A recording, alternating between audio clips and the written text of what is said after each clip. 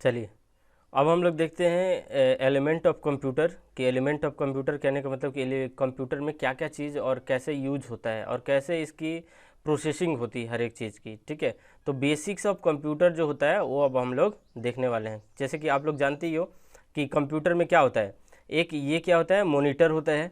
ठीक है, और ये क्या है आपका कीबोर्ड है, ये माउस है, और ये क्या है, सीपीयू है। तो ये आपको ऊपर से ऐसा दिखता है, लेकिन अंदर इसकी फंक्शनिंग कैसे होती है वो समझते हैं हम लोग। कि जैसे कि आपने कोई भी देखो, इसके अंदर ये वर्क कैसे करेगा, कुछ इसको इनपुट डेटा डालना होगा, फिर उसके बाद ये प्रोसेसिंग होगा इसके अंदर, और उसके बाद ये डिस्प्ले करेगा उस चीज़ को। जैसे कि मान लो कि यहाँ पे आपने टाइप किया रमेश। ठीक है, क्या टाइप किया, रमेश। तो ये कहाँ जा रहा है, देखो इस सीपीयू के अंदर जा रहा है। तो यहाँ से जैसे आपने रमेश किस में दिया, एक कीबोर्ड यानी कि अल्फ़ा न्यूमेरिक के फॉर्म में यहाँ पे कोई भी टाइपिंग करोगे।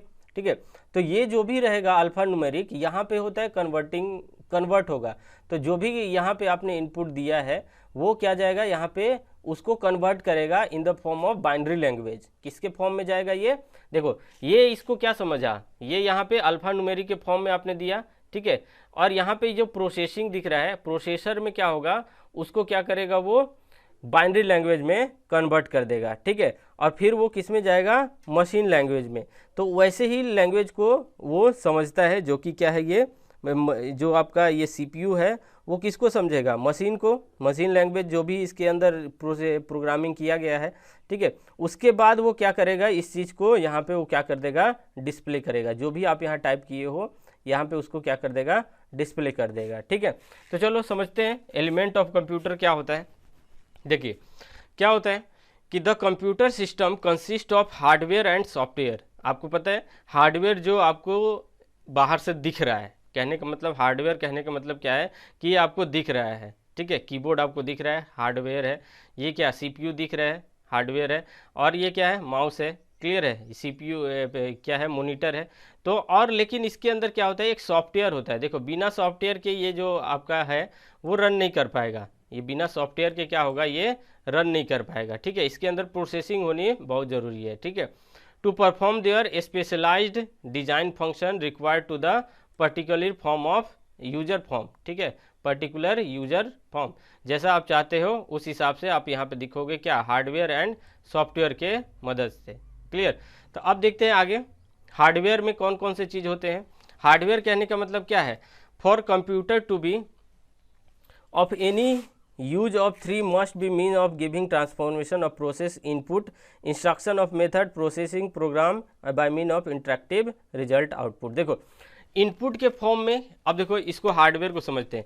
देखिए हार्डवेयर क्या होगा, इन द क्या हो सकता है, इनपुट डिवाइस हो सकता है, आउटपुट डिवाइस हो सकता है। लेकिन इसके अंदर क्या होगा, कुछ प्रोसेसिंग होगा। जैसे देखो यहाँ पे लिखा हुआ है the use of their must be mean of giving information to process. देखो मान लो यहाँ से कोई भी एक इन्फॉर्मेशन दिया, जैसे कि आपने यहाँ से कुछ टाइप किया, तो ये यहाँ पे इनपुट इन्फॉर्मेशन इसको दिया जा रहा है। यहाँ से क्या दिया गया, ये क्या दिया गया है, यहाँ से इनपुट दिया गया।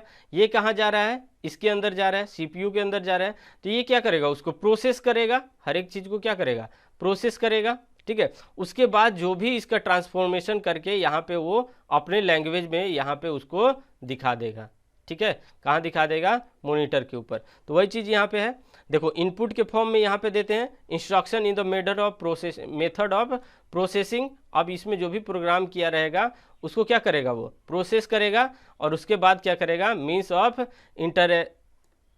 इंटरविंग द रिजल्ट आउटपुट, और फिर इसको यहाँ पे वो दिखा देगा, कहाँ पे, मॉनिटर पे। ठीक है, अब देखो इस डायग्राम को समझते हैं। यहाँ पे क्या है, देखो इनपुट डिवाइस क्या होता है, आउटपुट डिवाइस क्या होता है, और इसके अंदर क्या होता है, सीपीयू है, और जिसको बोलते हैं माइक्रो प्रोसेसर, और एएलयू है, और सीयू है। देखो और क्या होता है, इसके अंदर मेमोरी होता है जो कि एक रैम होता है, और दूसरा क्या होता है, रोम होता है। ठीक है, चलो इसके बारे में समझते हैं।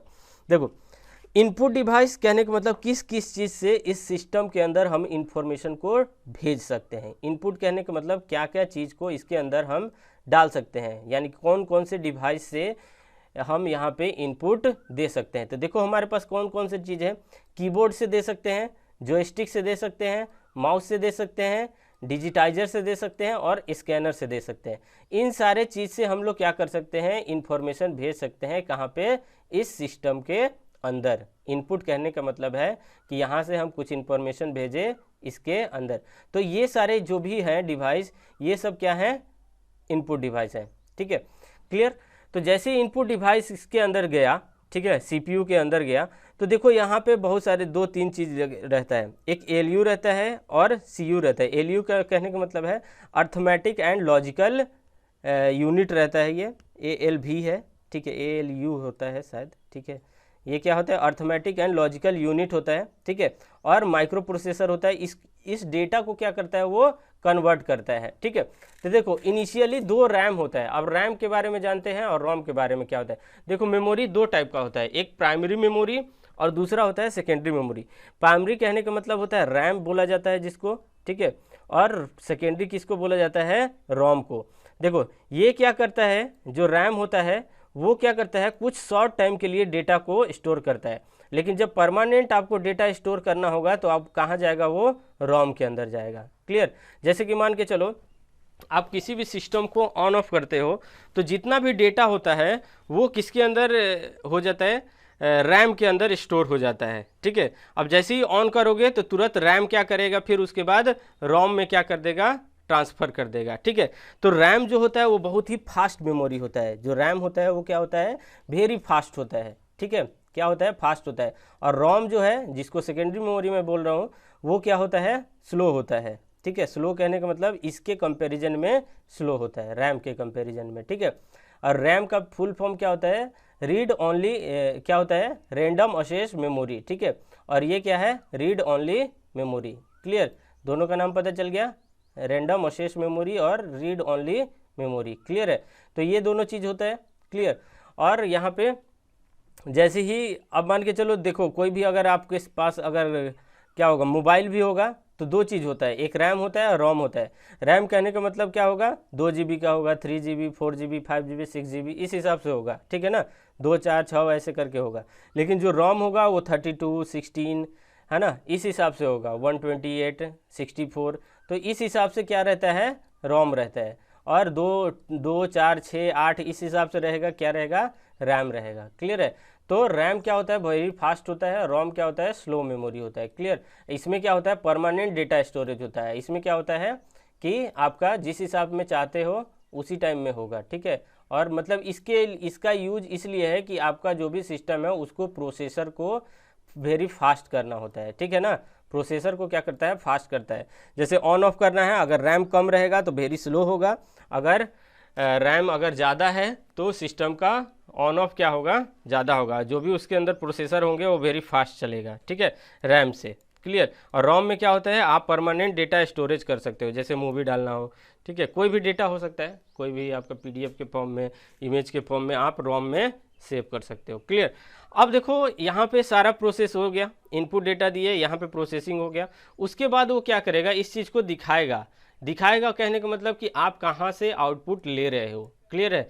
तो जहाँ से भी आउटपुट मिल रहा है आपको, उसको बोलते हैं हम लोग आउटपुट यूनिट। तो देखो आउटपुट कहाँ मिलता है, यहाँ पे आपको दिखता है। कोई भी इमेज अगर बना रहे हो तो आपको यहाँ पे दिखेगा। ठीक है, कहाँ दिखेगा, इस पे दिखेगा, मॉनिटर के ऊपर आपको इमेज दिख जाएगा। क्लियर। तो ये क्या हो गया, आउटपुट डिवाइस हो गया। ठीक है, प्रिंटर से आप प्रिंट लेते हो। ठीक है, तो ये क्या हो गया, आउटपुट डिवाइस हो गया। प्लॉटर हो गया, ये सब क्या है, आपके आउटपुट डिवाइस है। क्लियर। तो इनपुट आउटपुट डिवाइस समझ गए, CPU का मेन फंक्शन समझ गए बेसिकली। ठीक है, हम लोग कैड पे फोकस कर रहे हैं तो कंप्यूटर के बारे में थोड़ा बहुत जानकारी ले लेते हैं। ठीक है, तो इतना समझ गए कंप्यूटर का कि ये सारे चीज़ होता है। जिससे हम इनपुट डेटा डालते हैं इसके अंदर, इसको इनपुट यूनिट बोलते हैं। जिससे आउटपुट लेते हैं वो क्या है, आउटपुट है। क्लियर है, आउटपुट यूनिट। क्लियर, यहाँ तक समझ गए आप लोग। चलिए अब नेक्स्ट देख लेते हैं इनपुट आउटपुट डिवाइस डिटेल में। क्लियर है, चलिए नेक्स्ट देखो, ये क्या है आपका इनपुट एंड आउटपुट डिवाइस। देखते हैं कौन कौन से चीज़ होते हैं और वो दिखता कैसा है। क्लियर। देखो इनपुट डिवाइस में क्या होता है कि the computer can accept electric signal as a information. जैसे भी आप यहाँ से देते हो तो किसके फॉर्म में लेता है, वो इलेक्ट्रॉनिक सिग्नल के थ्रू में इंफॉर्मेशन लेता है। But there are plenty of way to of product necessary signal. तो आप बहुत सारे चीज़ से इसके अंदर सिग्नल दे सकते हैं, ठीक है ना।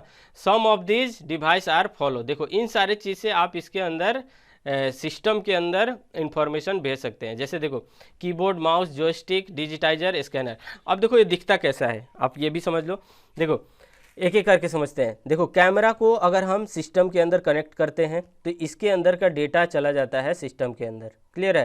तो ये क्या हो गया, एक इनपुट डिवाइस हो गया। अगर कैमरा आप सिस्टम के अंदर कनेक्ट कर रहे हो तब ये क्या है, इनपुट डिवाइस है, क्लियर। अब कैमरा से आप फोटो निकाल ले रहे हो तुरंत तो वो इनपुट डिवाइस फिर नहीं होगा, क्लियर है।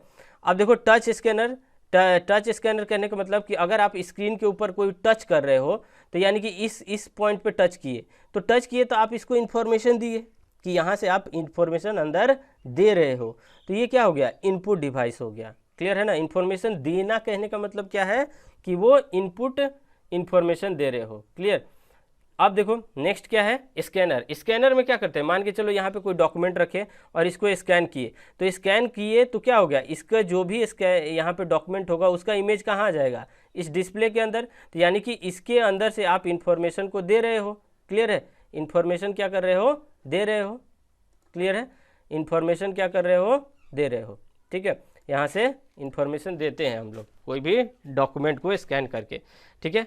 अब देखो माउस समझ गए, माउस से क्या करते हैं, किसी भी चीज़ को अगर मैं यहाँ पे क्लिक कर रहा हूँ तो क्या हो रहा है, डेटा अंदर इसके जा रहा है और वो यहाँ पे दिख रहा है, डिस्प्ले हो गया, क्लियर।